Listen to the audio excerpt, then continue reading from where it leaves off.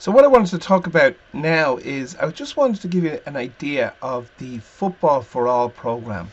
So now I could be missing some again. I could be missing certain organisations that are in this as well, but I'm sure you're okay if I make a mistake. So Football for All is a program within the FAI which aims to extend football out to as many people, to make it more accessible, and to prolong, to extend the pathway for people so they can play for longer. I like to call it to allow football to become your lifelong pal.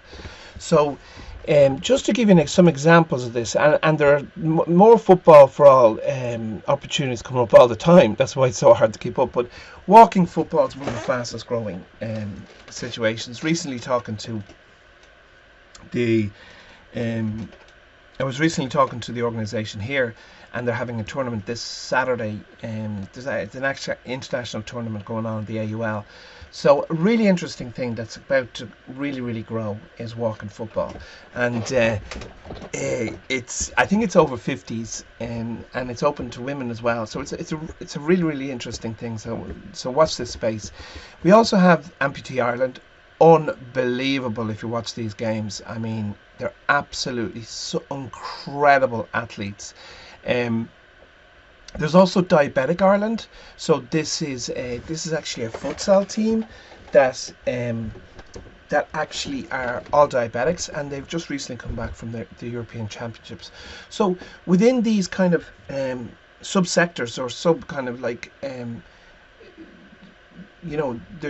they're people who play the game because they love the game, but they might have a particular condition or some kind of thing where they can't play the full blown, or it brings them together and they play under this umbrella. But it's absolutely brilliant.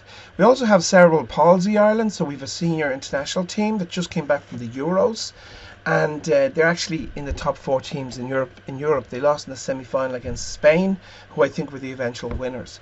So again, they also have their own academy, and they help to get children with cerebral palsy into the game and to join a community, which is extremely helpful to them.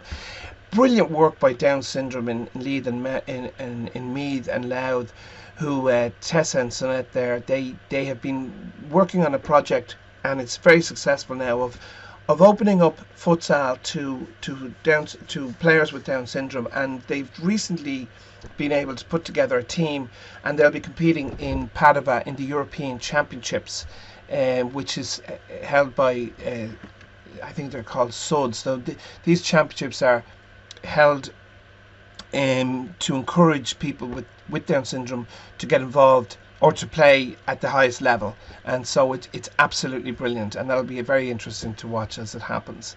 Obviously there's the Special Olympics, they're within the Football for All program, and there's also wheelchair football. This is super interesting because from my researching of wheelchair football, it's these kind of electronic type of machines where they buzz around the courts, recently held in the Jewel in the Crown, what's the name of it, Gormanstown, a sports facility, which is unbelievable. We held a futsal festival there in January with over 800 kids playing in it, and it's an unbelievable facility, and it should be used a hell of a lot more, especially for futsal and things like this. And there's also blind football. The ball itself has like a kind of like a bell inside it.